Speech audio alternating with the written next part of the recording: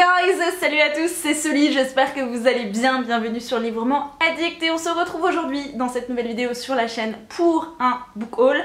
Le book haul du mois d'octobre qui à la base ne devait pas du tout être conséquent et les Imaginales étant passés par là, vous l'avez probablement vu dans le vlog, si jamais c'est pas le cas, je vous mets le lien juste ici ou dans la barre d'infos comme d'habitude. Et j'ai littéralement craqué mon slip pendant les Imaginales. Et sinon j'ai que 4 livres à vous présenter et j'étais plutôt satisfaite de moi. Et puis le salon du livre est passé par là. Et un achat en entraînant un autre. Mon compte en banque s'est littéralement vidé. Et ma palle a littéralement explosé.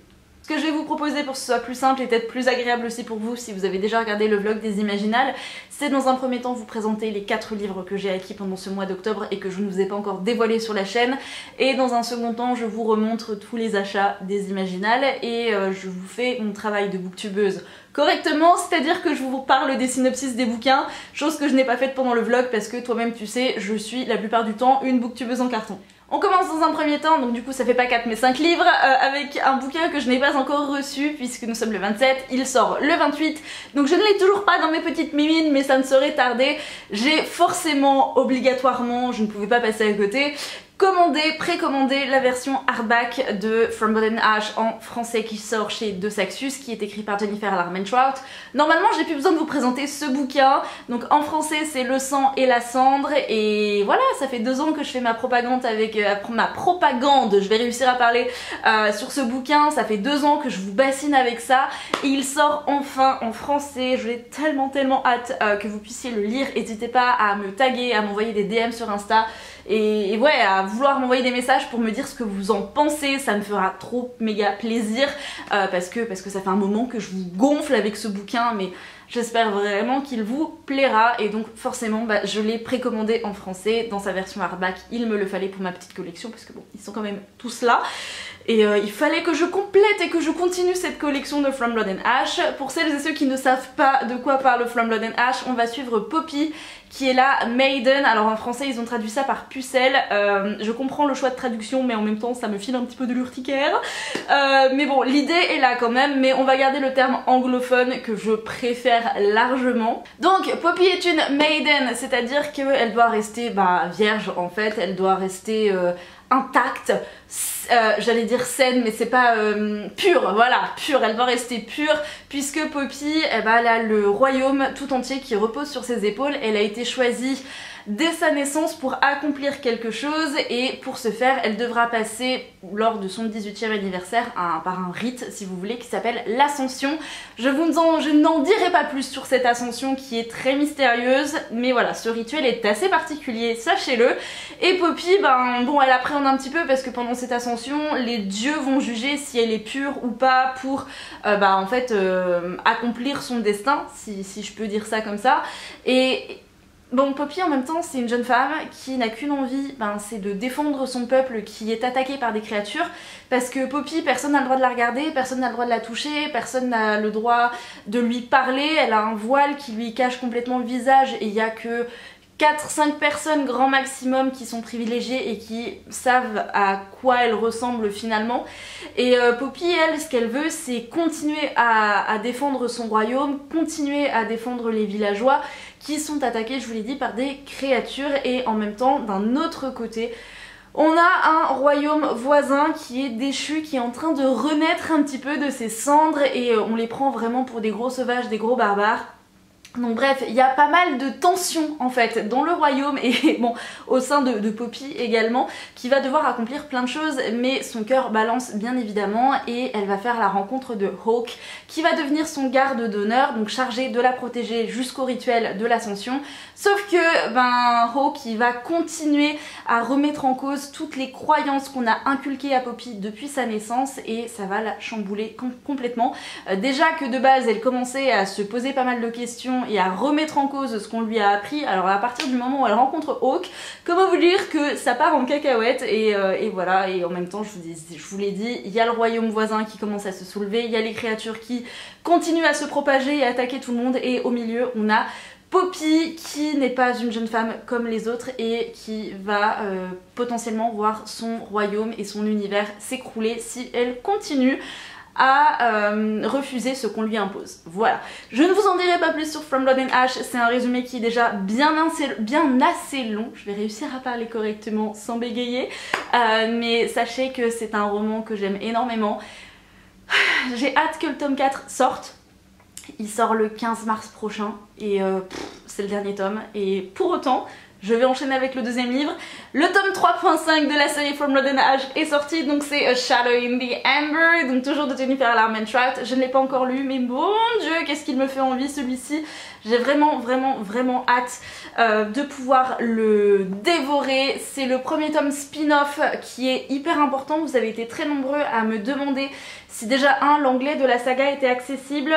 J'ai envie de vous dire, si vous avez l'habitude de lire en anglais et que vous vous débrouillez en anglais de manière générale, que vous avez un niveau, si je dois parler en termes scolaires, si vous avez un niveau B1, je pense qu'il y a moyen que ça passe, peut-être B1 plus B2. Après, pour autant, si vous n'avez jamais lu en anglais, je vous les conseille pas parce que 1, c'est de la romantasy. 2, on est dans un univers que Jennifer Larmentrout a créé de toutes pièces et parfois il y a des termes. Alors c'est pas toujours le cas, mais parfois il y a des termes qui sont un petit peu compliqués à comprendre, il faut avoir un certain contexte, et pour autant les chapitres peuvent être assez longs, ce qui n'est pas forcément la meilleure chose à faire à avoir lorsqu'on débute la lecture en VO. Donc je vous le conseille pas forcément. Pour autant, si vous avez l'habitude de lire en anglais, allez-y, foncez, parce que Jennifer Larmentrout en VO, elle est incroyable et cette histoire est incroyable de toute façon. Donc je vous disais que Shadow in the Amber est le premier tome spin-off, c'est-à-dire qu'ici on va se concentrer sur 2 personnages dont il est question dans la saga principale. Je ne vous dirai pas qui sont ces 2 personnages parce que je ne veux pas vous spoiler quoi que ce soit, parce que ils sont mentionnés, je crois, à partir du tome 2. Ouais, deuxième moitié du tome 2 je dirais, et donc voilà, je ne veux pas vous spoiler quoi que ce soit, mais sachez que j'ai vraiment hâte de le lire, et il est question de dieu, de déesse, d'assassin, d'amour forcément, et de prophétie, donc je ne vous en dirai pas plus, mais j'ai hâte de le lire et ça va être un autre Enemies to Lovers, voilà. On poursuit avec une petite romance et j'ai acheté Au péril de nos cœurs de Maloria Cassis. Alors je sais jamais si on dit Cassis ou Cassie, qui est paru chez Hugo Roman. Ici on va rencontrer 2 personnages qui vont chacun partir en fait en randonnée dans les gorges du Verdon. D'un côté on a Nora qui vient au camping avec notamment sa meilleure amie pour fêter l'enterrement de jeune fille de sa BFF, et de l'autre côté qu'on a Marco, je crois, qui lui vient au camping mais plutôt à reculons, il est traîné de force par son meilleur pote, et bon, petit à petit il va y avoir rapprochement entre Nora et Marco, et puis un jour ils vont partir en randonnée dans les gorges du Verdon, sauf que quelque chose d'inattendu va se passer. Je me demande bien de quoi il s'agit, n'est-ce pas? Et bon, forcément ils vont se rapprocher et on va avoir une petite romance entre les deux. J'ai hâte de voir ce qu'il a dans le ventre. En tout cas la couverture fait très automnale et j'aime beaucoup, je pense que c'est pour ça que je l'ai acheté. Il devrait se lire assez vite et bah écoutez, une petite romance, j'espère qu'on partira pas dans le cliché, mais il me semble que j'ai déjà lu un livre de cette autrice et que je n'avais pas été forcément déçue. Donc écoutez, on verra tout ça. Si jamais vous l'avez lu, dites-moi dans les commentaires ce que vous en avez pensé. On poursuit avec une autre romance qui cette fois-ci m'a été envoyée par l'autrice. Donc c'est Adriana Dreux qui a écrit Mysterious R, donc Mystérieux R si je traduis en français, qui est paru chez Hugo Poche. Et ici on va suivre, comment s'appelle l'héroïne, Angela, qui en a marre d'enchaîner en fait les relations barbantes. D'un autre côté il y a sa meilleure amie, qu'est-ce qu'elle a sa meilleure amie, qui est hyper curieuse. Il y a son patron, c'est un véritable Apollon, mais il est toujours là pour critiquer son travail.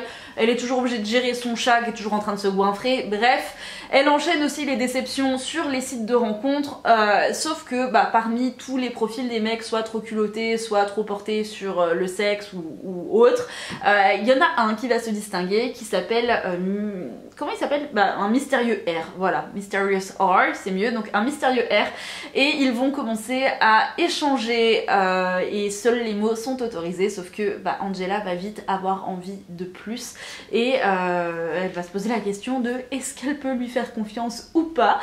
Écoutez, on verra. Donc il me semble que c'est un livre, voilà, c'est le livre qui a un texte gagnant du prix Mythique 2021. Donc écoutez, j'ai hâte de voir ce que ça va donner et puis je vous en reparle. En tout cas, un énorme merci à l'autrice, à Adriana Dreux, de m'avoir envoyé ce roman. Écoutez, je verrai bien ce qu'il a dans le ventre celui-ci. Il me semble que c'est son premier roman en plus. Mais voilà, je vous mets tous les liens dans la barre d'infos comme d'habitude. On poursuit avec le dernier livre avant de passer au bouquin que j'achetais pendant les Imaginales. Et celui-ci, autant vous dire que j'avais tellement la tête dans le guidon ces dernières semaines que j'étais pas du tout à jour sur tout ce qui était sorti, sur les avis lecture. Enfin voilà, j'avais un retard monstre et j'ai toujours du retard d'ailleurs dans les vidéos des copains, tout ça. Et complètement à côté de la plaque, notre Soli international là. Et je suis rentrée dans ma librairie et je suis tombée sur ça. Donc c'est The Boy in Season, le tome 3, Le chant se lève de Samantha Shannon. Enfin autant vous dire qu'en plus il était en hardback dans ma librairie, il n'y avait que 2 exemplaires. J'ai sauté sur le premier qui me venait sous la main. Et voilà, parce que quand vous commencez votre série en hardback, vous avez envie de la continuer en hardback, donc faut être à jour. Donc voilà, mais j'ai toujours pas lu le tome 2 d'ailleurs. Avec Kimi on s'était dit qu'on ferait une ELC et on l'a toujours pas faite. Je sais pas ce qu'on fout Kimi, mais faut qu'on remédie à tout ça. Bref, j'ai acheté ce tome 3. Si jamais vous voulez le résumé du premier tome, je vous mets le lien de mon vlog en LC avec Kimi juste ici ou dans la barre d'infos. Et évidemment, je vous mets les résumés du premier tome et du tome 3 dans la barre d'infos comme d'habitude. Voilà, donc j'ai craqué pour un autre livre de Samantha Shannon. On enchaîne avec les livres pour lesquels j'ai craqué pendant les Imaginales et autant vous dire, vous l'avez probablement vu, que c'était la débandade. Et on enchaîne avec une transition parfaite, la partie 2 du Prieuré de l'Oranger de Samantha Shannon. Qu'est-ce qui se passe dans ce bouquin? Il me semble qu'il est question d'un Renaud sans héritière, puisque ici on va suivre une monarque qui doit absolument, j'ai envie de dire fournir, parce qu'on a l'impression que c'est un peu une poule pondeuse, mais elle doit absolument donner une héritière pour son Renaud, sauf que elle n'en donne pas, voilà, tout simplement. Donc forcément le Renaud, ce n'est pas un royaume, c'est un Renaud. Le Renaud est en danger, puisque on a des ennemis qui se soulèvent dans le royaume voisin. On a les forces du mal qui, je crois, commencent à se réveiller aussi petit à petit. Heureusement, elle n'en a pas conscience cette reine, mais d'un autre côté, on a une de ses servantes qui fait partie, je crois, d'une sorte de guilde et qui est là pour la protéger. Et d'un autre côté, on va suivre un troisième personnage qui s'appelle Tara. Je crois, Tané, pardon, rien à voir. Tané qui elle s'est toujours entraînée pour être dragonnière, sauf que finalement le destin en a décidé autrement et voilà, et au milieu de tout ça, de ces 2 royaumes qui commencent à rentrer petit à petit en conflit, on a des forces du mal qui se réveillent. Voilà, tout ce qu'on aime dans de la fantasy. Vous êtes très nombreux à avoir lu Le Prieuré de l'Oranger. Je ne l'ai toujours pas lu, je dois le lire, il m'est imposé par Kimi pour notre Battle des Pales de cette année, qui pour l'instant est une catastrophe, je vais pas vous le cacher, mais pour autant, écoutez, j'ai bien envie de le lire et maintenant que celui-ci est dédicacé, je n'ai plus aucune excuse pour ne pas le sortir. Voilà. On poursuit avec Les Prélats de Phanéas, le premier tome Les Terres d'exil de C. Abécassis Wedgel, je ne sais pas comment ça se prononce encore une fois. À savoir que c'est l'autrice qui a fait les couvertures de ces romans. Ce sont des livres auto-édités, saga en 4 tomes qui est terminée, qui me faisait envie depuis très longtemps, donc là j'ai sauté sur l'occasion pour l'acheter. On va suivre Astéria qui est une jeune femme assez énergique, au caractère bien trempé, qui va arriver dans notre monde avec sa cousine, je crois, qui s'appelle Cléora, c'est ça. Et en fait, toutes les deux, elles viennent d'un royaume qui s'appelle Phanéas, sauf qu'elles ont fui leur monde et elles ont atterri un petit peu dans le nôtre, puisque le leur est envahi par un royaume limitrophe. Et ce qu'elles vont faire une fois qu'elles sont dans notre monde, elles vont se mettre à la recherche des prélats de Phanéas pour pouvoir retourner dans leur royaume. Sauf que les prélats sont introuvables et donc forcément leurs petites recherches vont attirer l'attention d'un jeune homme qui s'appelle Noctis, qui lui, à l'aide de son ami Clay, vont essayer de découvrir qui sont ces jeunes femmes, d'où elles viennent et ce qu'elles veulent. Donc on va embarquer dans cet univers, dans cette épopée, et j'ai hâte de plonger dans cette histoire où il est question notamment de magie, de royaume, de guerre et de tensions politiques. Donc ça avait l'air très chouette et franchement la couverture est dingue. On poursuit avec un livre dont la couverture est absolument magnifique. Je crois que j'ai un énorme coup de cœur pour la couverture et j'espère que le contenu sera aussi beau et aussi incroyable. Mais je n'en doute pas parce que le résumé est très alléchant. J'ai craqué pour Les Chroniques des Fleurs d'Opale de Yelena, donc c'est le premier tome, la partie 1 du premier tome, c'est la candeur de la rose. Et dans cette histoire on va suivre Diftil qui est une jeune femme qui est la seule survivante, je vais réussir à parler, du massacre de son village. Elle a été épargnée, sauvée, je mets des grosses guillemets, puisque elle porte une marque sur le front, donc elle porte la marque d'une déesse, elle serait l'héritière, la descendante d'une déesse, donc vouée à devenir une déesse à son tour.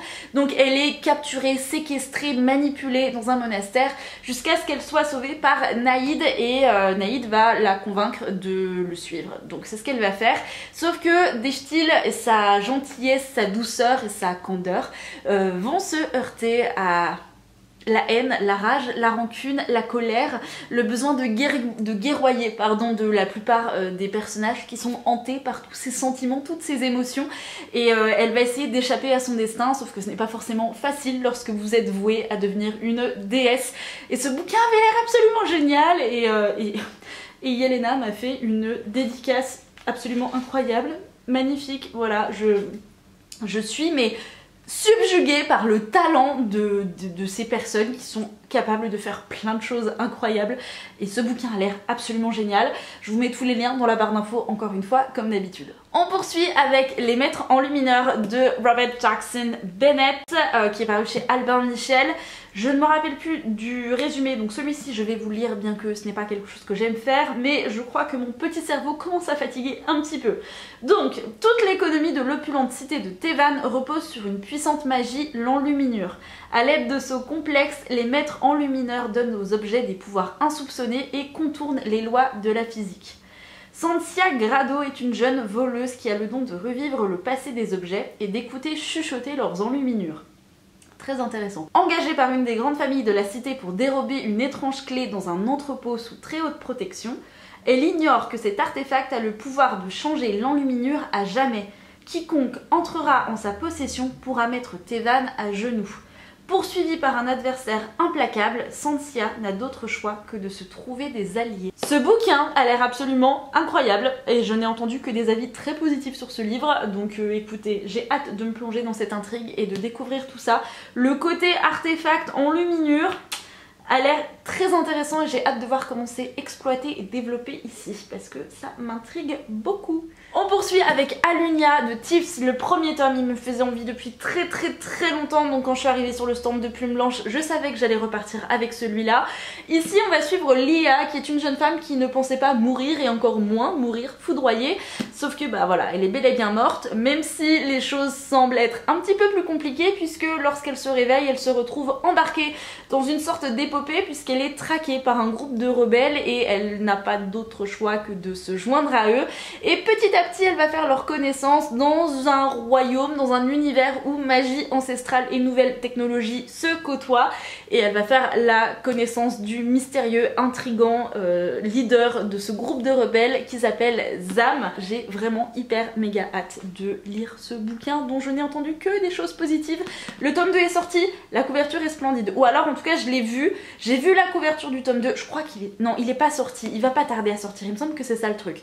Bref, je vous dirai tout ça dans la barre d'infos une fois que j'aurai fait mes petites recherches. Mais il avait l'air trop bien. Voilà. Et puis c'est Plume Blanche. Plume Blanche, ils nous sortent des pépites tout le temps. Donc voilà. Et puis en fait, à chaque en-tête de chapitre, vous avez des petites illustrations comme ça qui ne sont forcément jamais les mêmes. Oui, et on aime ça, nous. C'est ce qu'on veut de l'originalité. Et c'est trop beau. Et oh là là, je suis beaucoup trop fan. Voilà. Et je vais craquer. Deuxième livre que je voulais absolument acheter lors de ce salon, toujours chez Plume Blanche, c'est La Guilde des Ombres de Anatrice, le premier tome, Le Don de Mort, et c'est la partie 1 du premier tome. Visiblement, alors j'ai parlé avec l'éditrice, elle m'a dit que ça allait complètement me chambouler et que le livre que j'allais lire après allait être hyper fade à côté de ce bouquin qui visiblement est incroyable.